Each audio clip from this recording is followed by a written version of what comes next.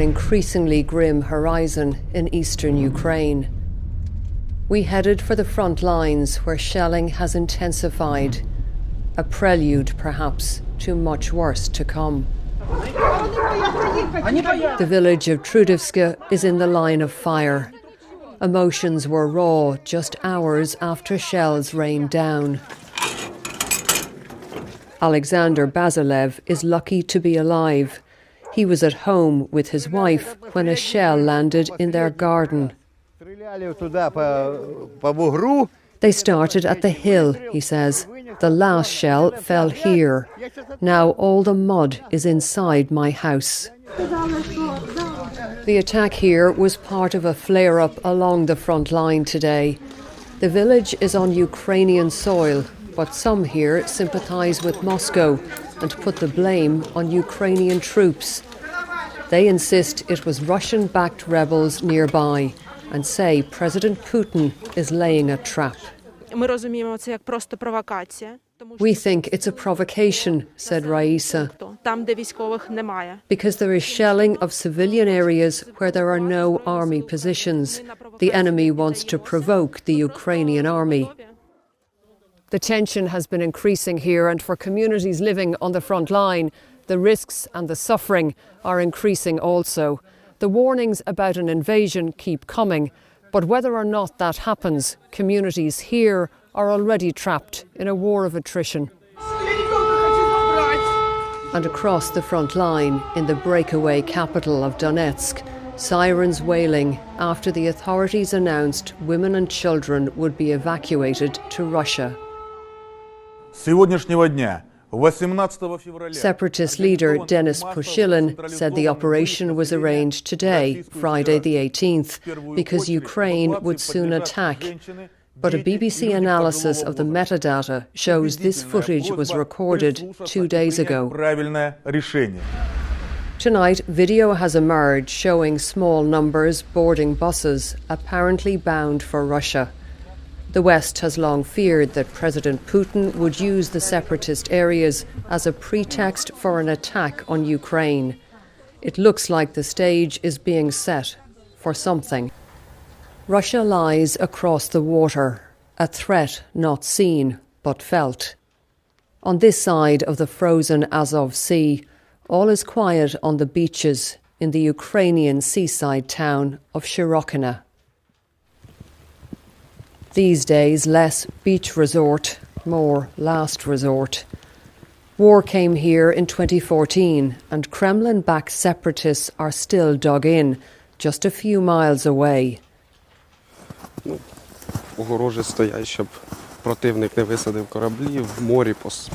There are defences on the shore and mines in the water, says the commander Sergei, who insists President Putin is just flexing his muscles. For now, more waiting and wondering, will he, won't he invade? A worry not just for Ukraine, but for the world. And for the village of Bodanivka, another frontline area about 2 hours away. This entire village is a casualty of the conflict. Most of the houses are abandoned, most of the people are long gone. It's extraordinary that anyone still lives here. The handful who remain are pretty much cut off.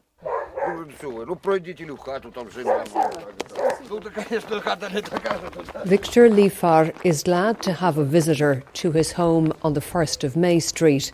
He's one of the last 5 villagers, sticking it out despite the separatist rebels, whose positions are 2 miles beyond the tree line. His wife, Ira, who's 59 like him, says they are too old to move, and loneliness is the greatest battle. I miss the old days, she says. There were so many people. Now there's no one to talk to. We watch TV and do crosswords, and we talk to the animals. Standing proud down the road, Fyodor, a hardy 91-year-old. He tells me his daughters, grandchildren and great-grandchildren live in rebel-held territory and have been unable to cross the front line to see him in months. But the villagers are stoic. They have to be. Life is not so bad that we cry all the time, says Ira. We carry on. Of course, we would like it to be better. But there's nothing we can do. The Soviet past carved in stone. Moscow hankers for the dominance it lost.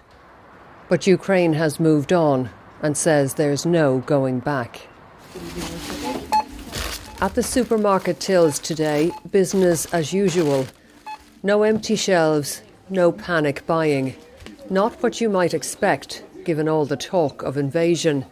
Tatiana has seen a lot in her 74 years. She doesn't buy it.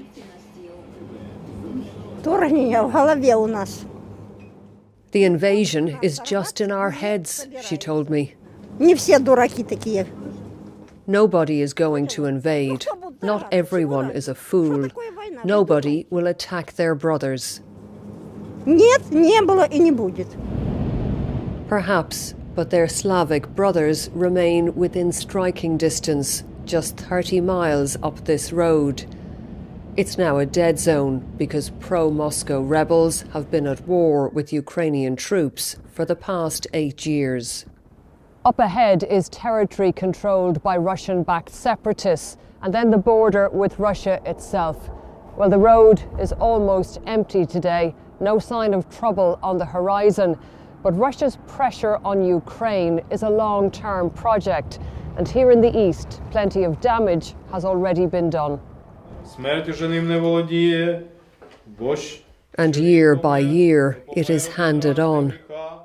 This is the baptism of 4-month-old Matvey into the Ukrainian Orthodox Church. His family lost everything in 2015. When pro-Moscow separatists took their city. They are internally displaced, like 1.5 million others. Now they live in Mariupol, in this run-down building. 3 generations crammed into 2 rooms. Matvey's grandmother, Olena, tells me they had a good life before the war, with a home of their own. Then shelling forced them to flee. We left our house and jobs, she says, and we moved. Now she fears it may happen again. Nearby, another indelible mark left by war. A mural of a little girl called Milana, orphaned in 2015. Her mother died, shielding her from shelling. In Ukraine, there is much to pray for. A nation that could be days from a devastating war if the worst fears in London and Washington are realised. At this Ukrainian Orthodox service in the city of Mariupol, they remembered their soldiers on the front line. Father Roman Perichachko is a military chaplain. He says it's President Putin who should be worried. I think these are the final convulsions of the Russian regime, he told me. I hope people understand they shouldn't die for this regime. Some here have faith that the worst can be averted, that there is still time.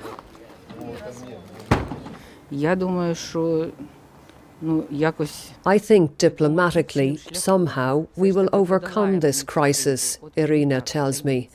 I don't think that all Russians support this kind of aggression towards Ukraine.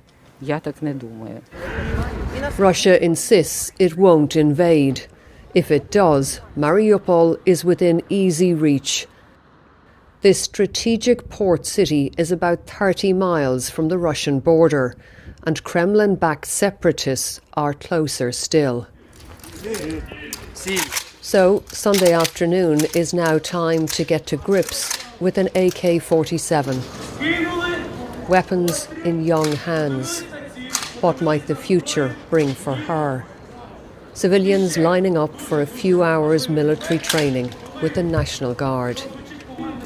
The international warnings are getting more and more ominous. Despite this, many here in Ukraine still say they don't believe that President Putin will invade. Some, though, have come here to take up this basic weapons training. They say they want to be ready, just in case. And that very much includes Valentina, who is 78, a granny with a gun. I am a very peaceful person, and I can forgive a lot of things. I can give away everything. But when something is taken against my will, when an invader comes, I will resist, and I will be furious. For now, just a training exercise, but soon it might be real. One commander here says he believes President Putin's men are coming, but Ukraine will fight them all the way. It will be not an easy walk for them. But do you think he will try to invade? Maybe yes. The risks are very high, really. And soon? I think it will be. It may be started in nearly a few days. There is a sense of peril for Ukraine and its people, like 5-year-old Yaroslav. A sense that danger is closing in. Orla Guerin, BBC News, Mariupol.